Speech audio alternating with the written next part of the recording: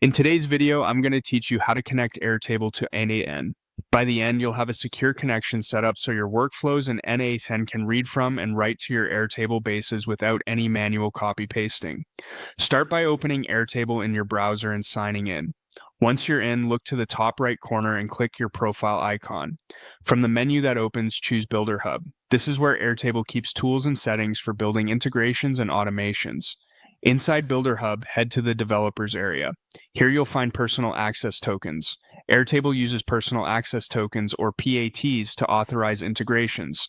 They replace legacy API keys and are more secure because you can limit exactly what they can do and what they can access. Create a new token. When the form opens, give your token a clear descriptive name so you'll recognize it later. A good name mentions where it's used and what it does. For example, N8N Airtable integration. Names are just labels for you and your team. They don't change how the token works, but they do make it easier to manage and rotate access later. Next, add scopes to your token. Scopes define the actions your token is allowed to perform. If your N8N workflows only need to read records, select the read-related scopes. If you plan to create or update records from N8N, include the right scopes as well. Keep it minimal, grant only what your workflows actually require. This principle of least privilege helps keep your data safe. After scopes, set the token's access. This is where you choose which bases and workspaces the token can reach. You can add specific bases one by one, which is the safest option, or if you truly need broad access, you can add all resources. Be careful with blanket access. It's convenient, but limiting the token to just the bases your workflows use is a much better practice. Once your scopes and access look right, create the token. Airtable will display the token value exactly once. Copy it now and store it somewhere secure, such as a trusted password manager. Treat it like a password. Anyone with this token can perform the actions you allowed. After copying, click Done to close the dialog. Now switch over to N8N. Open your N8N instance and go to the workflow where you want to use Airtable, or open your credential settings if you prefer to add it globally.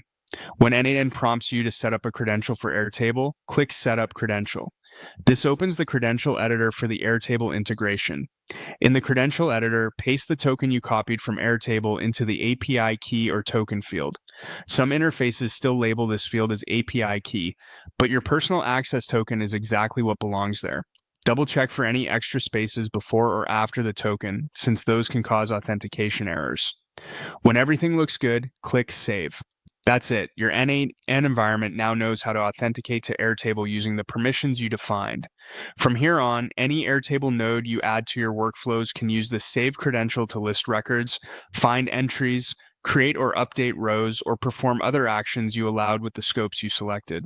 To recap quickly, you signed into Airtable, navigated to Builder Hub, opened the developer section, and created a personal access token with the right scopes and base access.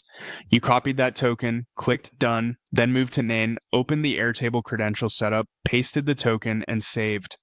Keeping scopes limited and access restricted to only the necessary bases is the best way to balance capability and security. If your needs change later, you can come back to Airtable, adjust scopes or base access, or rotate the token by creating a new one and updating the credential in N8N. With this connection in place, you can focus on building automations instead of moving data by hand. Thanks for watching, and happy building.